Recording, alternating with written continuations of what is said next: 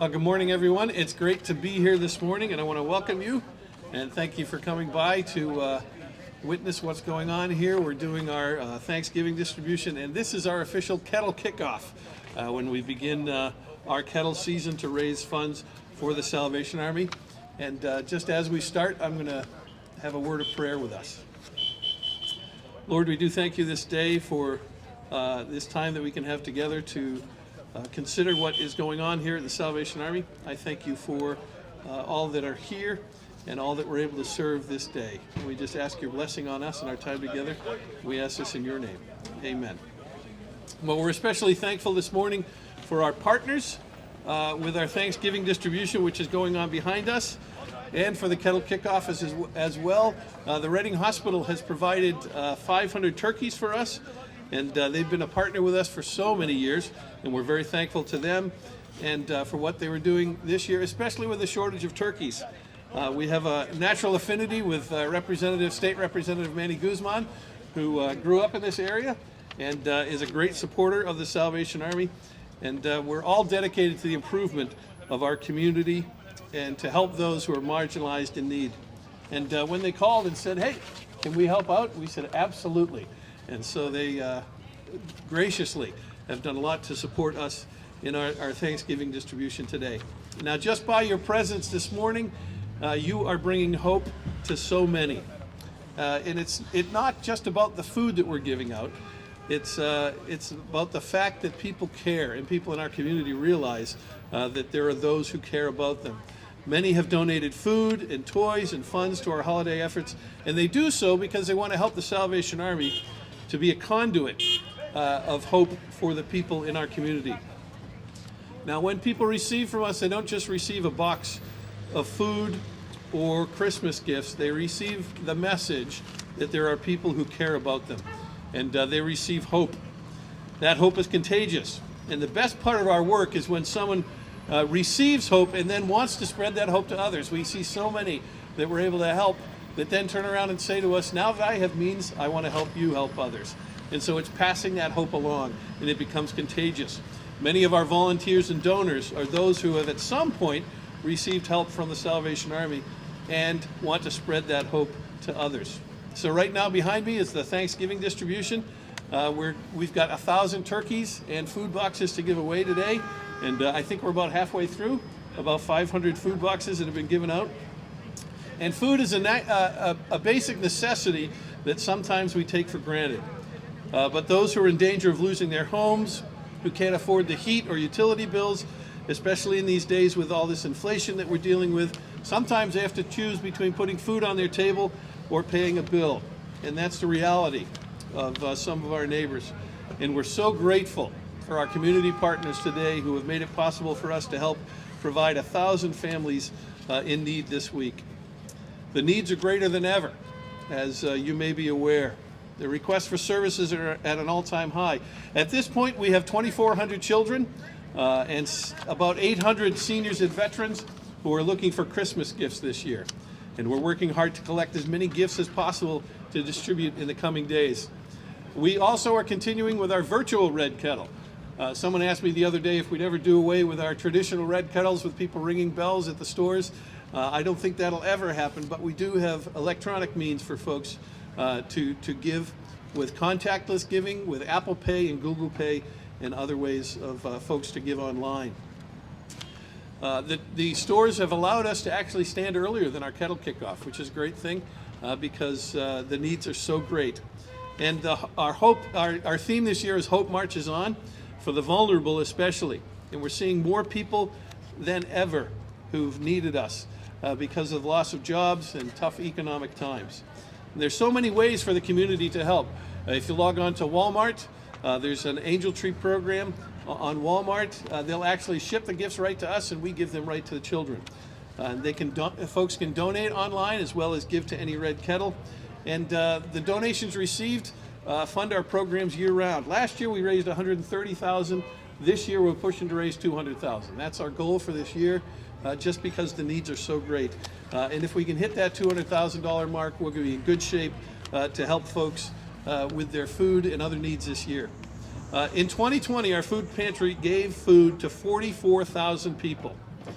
In our family services, served close to 12,000 people. We do a homeless prevention program, which served close to 2,800 people, and about 800 people in our supportive housing program. And we can't do it alone. We need an army to come behind us and to help us. And what does that army do? It marches. An army marches, and we are marching on to share hope and bring hope to the world that sorely needs hope right now. And we're just so thankful that you're here to support us. We've got Representative Manny Guzman, who I'm going to ask to come to the podium and say a few words to us this morning. Thank you. Thank you, Major Mudge, and thank you to the Salvation Army for being here and the county commissioners. There's no secret that the Salvation Army here at 301 South Fifth Street has a very special place in my heart. And, just this last weekend, my grandmother passed away. And now that I'm here, I'm thinking back on those moments where her and I stood in this line just to try to get some food for us during the Thanksgiving meal. And it's those type of memories, is that fuel, is those lived experiences that I have that fuel the passion that I have to want to fight for our community, not only just here in Reading, but also in Harrisburg as well. Because I know what it's like. I know what it's like to be standing in this line, not knowing whether or not there was going to be food on the table during Thanksgiving or Christmas presents underneath the tree during Christmas time. And my grandmother, she stood in this line, all of her old bones stood in this line in freezing weather sometimes, just to make sure that her grandkids had food on the table. And wow, she was a hero for me and my family. And I know that a lot of these people here today who are standing in this line, they're heroes to their families as well. These are people in our community who work hard, who are just trying to do the best that they can with the circumstances that they've been given. And this has been a tough year. We all recognize that, a tough couple of years. But one thing I can tell you about the Salvation Army is that they've always been there. And I know that they will continue to be there for the city of Reading and for the people of this city. And so I'm just honored to just do my little part, to spread my little piece of the mustard seed, so to speak, right? Just to try to bring some more awareness to the great work that the Salvation Army does and our partners with Tower Health and the county commissioners. All of us are working in collaboration and in conjunction in order to build the Reading that we all know that it's all capable of becoming. So I'm honored to be our state representative, but more importantly, I'm committed to the Salvation Army. I'm committed to your mission, and I'm committed to bringing back the resources from the state level in order to make sure that next year and the years to come, we do this bigger and better than the year before. So that's my commitment to you, Major Mudge, and the commitment that I'm making to the city of Reading. So thank you so much. Let's keep the hope alive, and I'm looking forward to working with all of you in the days and years to come. Thanks.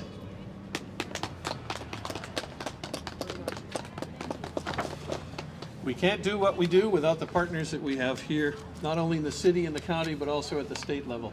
And we do thank you, Manny, for all that you're doing and for the work that we know that you're going to continue to do on behalf of the city and all that's happening here. Well, what is traditional with the Salvation Army kettles? It's those annoying bells that people hear. And so I've got some bells here, and we're going to ring in the new kettle season. And I'm going to pass those out to folks that are standing here. So, if you don't have a bell, you can say ding-a-ling or something.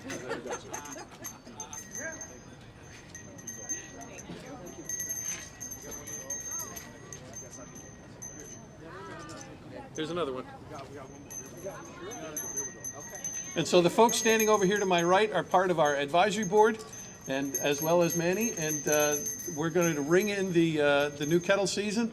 And as we do, we're going to be praying that we hit the $200,000 mark so that we can serve all the people we need to serve. So go ahead and ring the bells.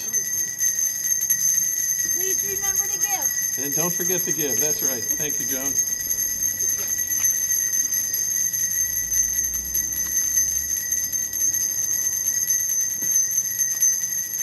That's great.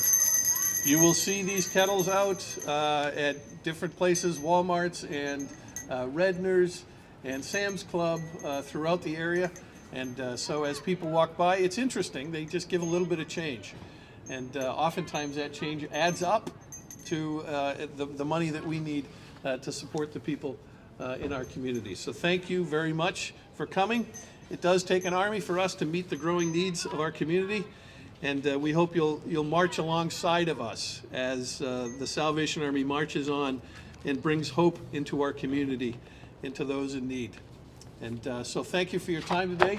Thanks for being with us and sharing with us, and we look forward to seeing you throughout the Christmas season. And we're going to be doing our toy distribution is coming up in a matter of 2 or 3 weeks. So we've got thousands of toys that we're collecting for that. So we'll keep serving the community, and thanks for being with us.